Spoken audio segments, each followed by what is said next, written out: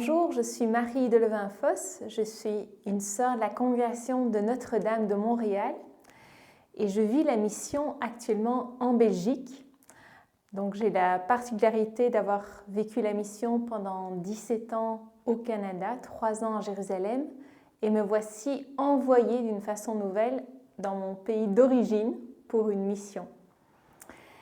Alors, comme sœur de la congrégation de Notre-Dame, nous avons à cœur le charisme de la libération, de l'éducation libératrice.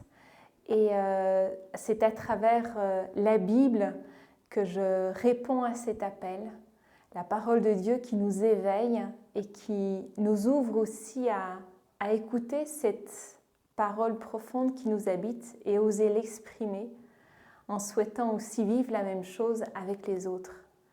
Alors c'est une grande joie pour moi de pouvoir vivre ce symposium avec d'autres sœurs théologiennes.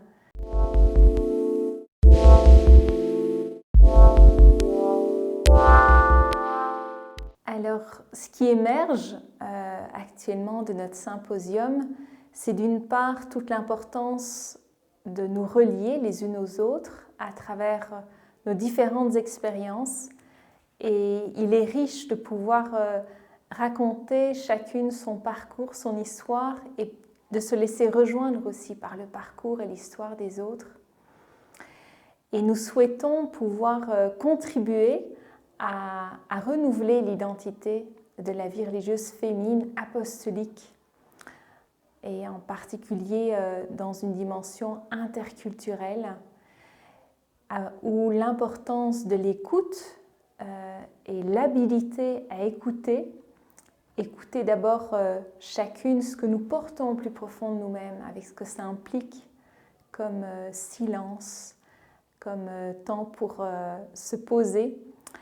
Et à partir de cette écoute intérieure, apprendre aussi à nous écouter mutuellement avec un regard qui libère, un regard qui élève, un regard qui nous ouvre à ce que nous n'aurions pas pu imaginer.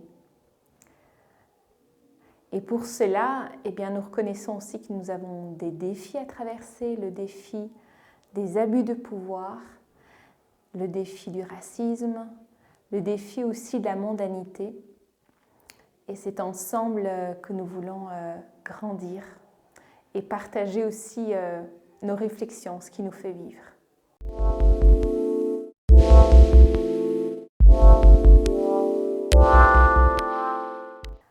Alors, je suis une théologienne spécialisée dans l'étude biblique, en particulier dans le Nouveau Testament. Et ma joie, c'est de contribuer à bâtir des ponts et je dirais aussi à créer des alliances, parce que Nouveau Testament, ça veut dire aussi Nouvelle Alliance. Et je pense, par exemple, quand j'ai vécu ma formation, j'avais à suivre des cours de philosophie pour obtenir la reconnaissance canonique de mon diplôme. Et j'ai choisi de le vivre dans un séminaire, conscient qu'il y a des ponts, un apprivoisement mutuel à vivre dans la confiance entre ceux qui se préparent à devenir prêtres, voire évêques, et la vie religieuse féminine apostolique. Alors je me rappelle qu'au début, les séminaristes étaient étonnés de me voir habillée comme nos contemporains de l'époque. Et manifestement, ils n'avaient pas eu l'habitude de côtoyer de près une femme religieuse de leur âge. Et ça a été l'occasion pour moi de partager justement sur cette richesse de l'incarnation, Dieu qui s'est fait chair et qui a habité parmi nous. Et que c'est tout un apprentissage, apprendre à accueillir aussi notre dimension humaine, notre condition humaine. Et c'est ça justement la richesse de Jésus qui s'est fait chair au milieu de nous. Et je me rappelle que lors d'une conférence d'ouverture pour la nouvelle année académique, on m'avait invité à participer en posant des questions et avec un professeur en particulier, on était plusieurs étudiants, donc j'avais préparé mes interventions, mes questions, et Et je lui ai dit, tu sais, moi, ce que j'étais frappée, parce que c'était autour du document Verbum Domini, sur l'importance de la nouveauté. Dieu, il est le Dieu à la fois fidèle, avec un long enracinement dans notre histoire humaine, et en même temps, il est sans cesse le Dieu de la nouveauté, et c'est ce qui ressort plus d'une fois dans le document.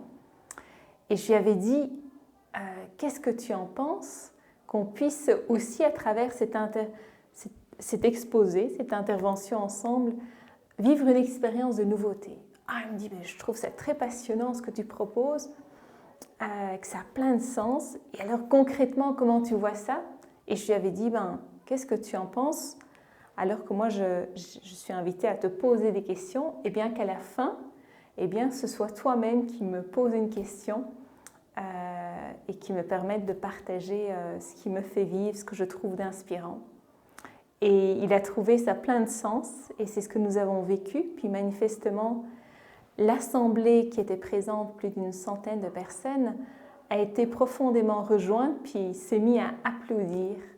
Et pour moi, ça a été le signe que Dieu, il est présent et agissant au milieu de nous, en particulier là où on ne l'attend pas.